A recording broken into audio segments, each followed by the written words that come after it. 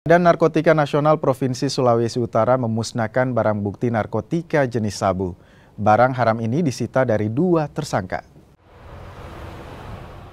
Sabu yang dimusnahkan merupakan hasil sitaan ET dan AF yang ditangkap di Kabupaten Minahasa Tenggara pada bulan Juni lalu. Total ada 20 gram sabu yang dimusnahkan dengan cara dicampur dengan deterjen kemudian dibuang ke toilet. Sementara 2 tersangka kini dalam proses hukum dan terancam hukuman 5 tahun penjara.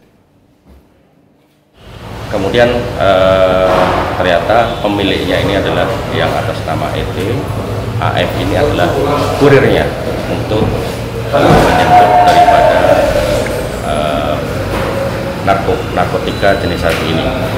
Kemudian kita tidak lanjuti, kemudian segera kita lakukan penangkapan dan kemudian kita proses sampai dengan pemusnahan sekarang ini.